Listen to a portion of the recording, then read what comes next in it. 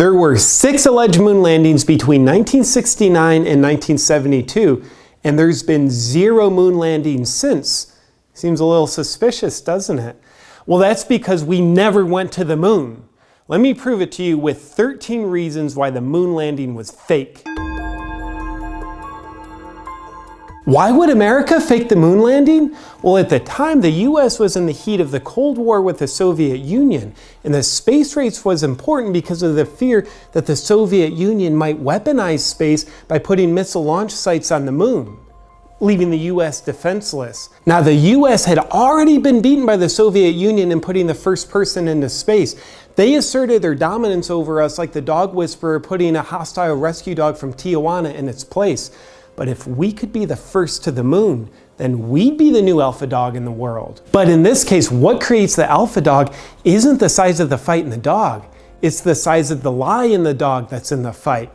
Thus, the US became the new alpha dog when we were the first nation to fake the moon landing. The US government also faked the moon landing to distract the public from the Vietnam War, which wasn't very popular. It's like if I'm doing something you disapprove of and I can distract you from it, then you don't notice your disapproval of the thing I'm still doing.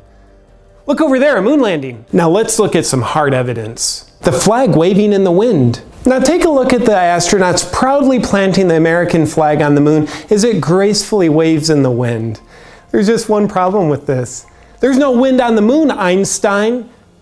Evidence of a hoax. No dust kicked up on the lunar landing. Take a close look at the lunar module. You'll see there's no dust on the footpads, and it didn't leave a blast crater either. This would be approximately like diving into a swimming pool in your car and not making a splash. Guess what? The moon's surface is covered in dust. It's not like landing in a Walmart parking lot covered in pavement, so it would be impossible to land on the moon's surface without kicking up a dust storm. No stars in any photos. There are no stars in any photos taken from the moon. Now, were the stars just blotched out by the intense inner city streetlights that are on the moon?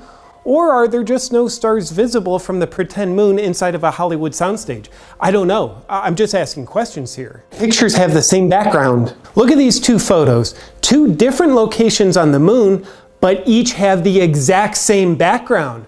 Looks like the set designers got a little lazy and decided they'd go with the same background for 2 different fake locations. The crosshairs. Crosshairs were etched into the lens of the camera the astronauts were using, yet in a number of photos, an object allegedly on the moon appears in front of the crosshairs. This is foul play. The only way an object could appear in front of the crosshairs is if the object were superimposed on the photo. Fake photos trying to fake a real moon landing. Competing shadows. There's one source of light on the moon. It's called the sun.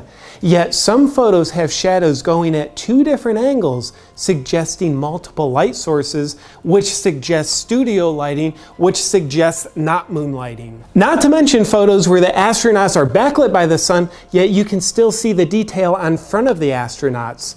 Hashtag studio lighting. Now, even getting to the moon alive would be impossible because of the Van Allen radiation belt.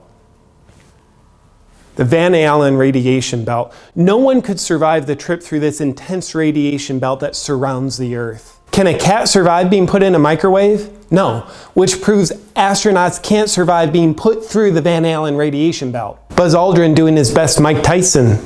Now, in 2002, Buzz Aldrin punched a reporter who was denying the moon landing ever happened. Quite the reaction. Seems like old Buzz was feeling a little insecure about something, wasn't he? Now, how did the US fake the moon landing?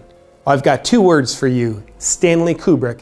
He was hired by the government to direct and film the fake moon landing inside a Hollywood soundstage. And he could never tell the truth because if he did, they would kill him, and he knew it. That's why in his 1980 movie, The Shining, he revealed the truth through a trail of secret messages. First, take a look at the kid Danny, who obviously represents Stanley Kubrick himself in the film.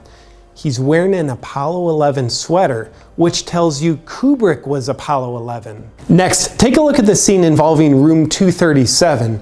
Room 237 obviously represents the moon because it's approximately 237,000 miles from the Earth. And take a look at the room key. It says room no 237, which means no moon.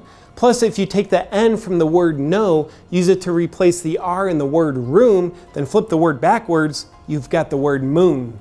And then after Danny enters the forbidden room 237, which represents the moon landing that took place behind closed doors, his sweater is tattered and he has marks on his throat, and he won't tell his mother what happened.